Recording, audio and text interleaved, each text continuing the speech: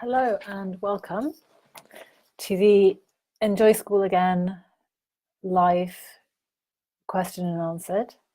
So I'm Pascal and I'm the founder of Enjoy School Again. I'm currently writing a book about how to help parents help their child enjoy school again. A practical guidebook for what to do if you're in this situation. A bit about myself. I had periods of not enjoying school as a child in primary school and in secondary school. So I know what it's like to feel like that. I know what it's like to be that child who isn't enjoying school and doesn't want to go. And also I'm a parent. I've got two children who are currently in mainstream school here in the UK. And at times we have had periods where one of them didn't want to go to school, and that's over time got better, got worse again, got better. So I've experienced as a parent what that's like several times, and that's been my interest in researching it. And from having talked to a lot of other parents online about what it's like, just realized that there are lots of answers out there generally from other parents and from people who've done research, but there isn't yet a book about actually what you do, and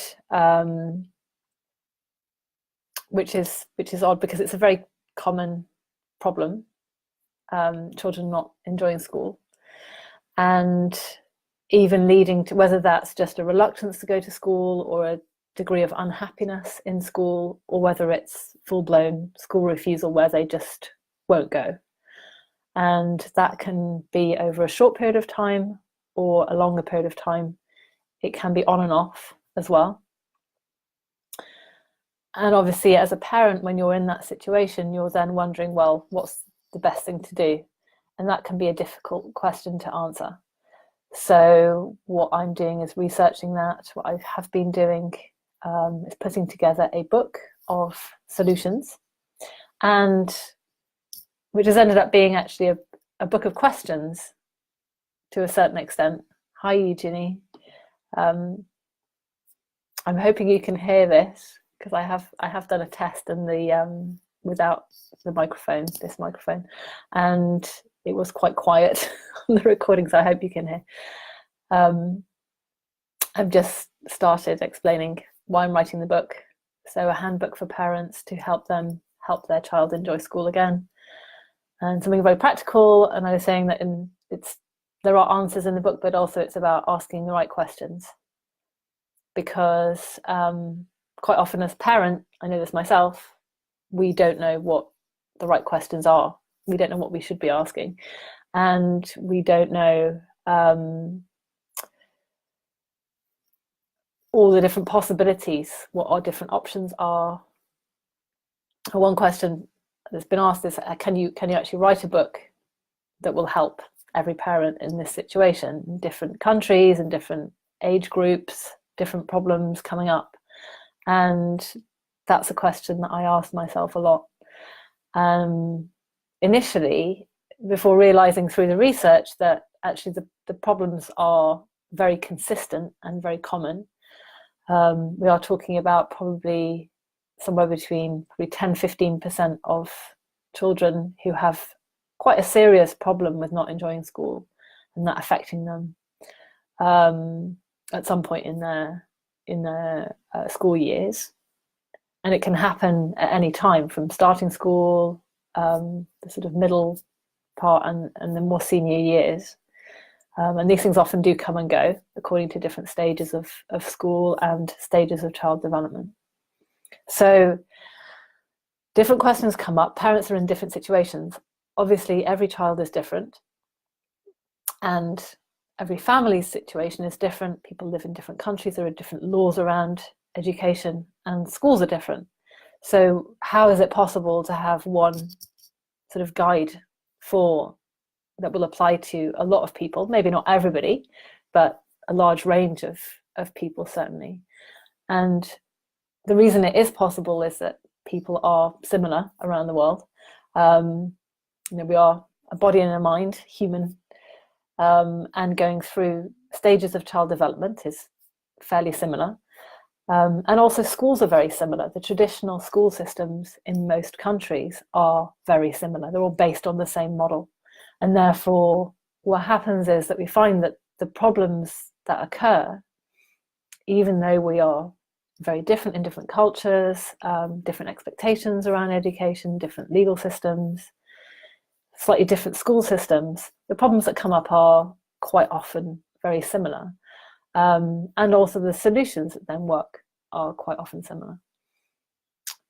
And one of the things that is very important is understanding and communication. That's probably the central message of my book, is that if you want to help your child to enjoy school again, you do need to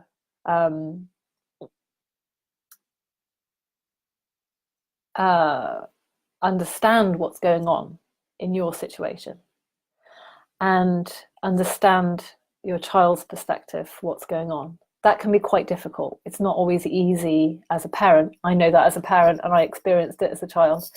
And I know from talking to hundreds of parents, it's not always easy to understand what's going on. One reason is that we're not in the school with them. And as they get older, we are less and less involved with the school. We don't see what's happening when we're not there. And we know that they can be very different in the way that they interact when we're not around.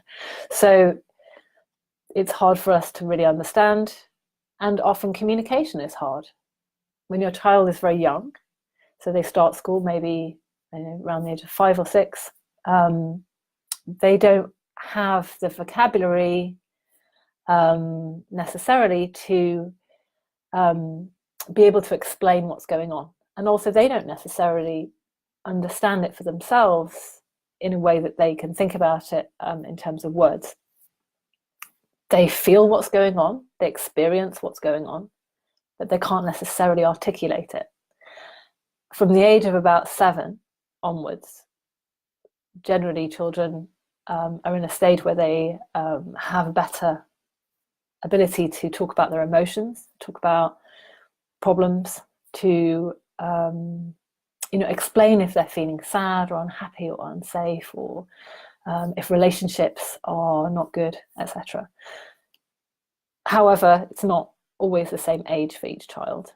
And circumstances can make it easier or harder for that communication to happen. As children grow up, my children are not teenagers yet. They sometimes seem to think they are, but we all know that teenagers don't always communicate very well with their parents. And I certainly remember that myself. So teenagers often don't want to talk to their parents about problems. And children are often very self-conscious and afraid of talking to their parents about a problem because they feel that will amplify the problem and make it worse. They sometimes worry that we will go and talk to their teachers and somehow then it will become more difficult for them. Quite often children want to solve their own problem. And so the communication between us as a parent and the child is really, really important. And it's not easy. It's often not easy when there's a problem. So a big part of my book is helping people to work out what kind of questions to ask and also how to ask those questions. So, and try different things out, really, trying different things out to see what ways of communication work well with your child. Because some children are okay with a very direct, what's going on at school, why aren't you enjoying it? And will come out with an answer, and other children won't respond in a direct way, and it might be better to get information in a more indirect way. And the other side of understanding and communication, so there's understanding and communication with your child to understand their experience and what's happening for them. And on the other hand, communicating with the school and understanding it from the teacher's point of view, understanding it from the the school, other staff, the requirements of school, and finding out actually what their view is of what's happening in the school. Because quite often what happens when we as a parent go and talk to the teacher is that they see a very different side of it. So the child is in the middle of it but can't always explain it, or doesn't want to explain it.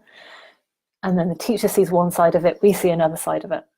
So for example, sometimes what happens is the teacher isn't aware that there's a problem. The child seems to be fine in school, they turn up, and sometimes maybe they don't turn up, but they're off sick because they've got a headache or a tummy ache, which is actually caused by anxiety or stress or reluctance to go. And unfortunately, the teacher just doesn't know that there is a problem until we tell them. Or the teacher may have perceived that there is a problem and they are helping with that, or they don't really know how to help. So it's important to talk to the school about it and find out that side of things, which often really helps, and it's often difficult for parents to do. So the kinds of questions that come up that people will ask is saying things like, it was really difficult this morning for my child to go into school, for me to get my child to go into school. So parents usually want to, if their child's enrolled in school, they want them to go. They want them to get their education, and they want them to be happy going. The aim is not to just get the child in school for the sake of getting them into school. The aim is to have them enjoying it, and not saying enjoy it all the time, or it should be, like going to Disneyland or something. It should be fun all the time, but there should be engagement, there should be motivation, and it should feel meaningful to the child to be there. Because if those things aren't happening, then it's going to be really unpleasant, and it's not going to sustain for 12 years or so in a happy way. So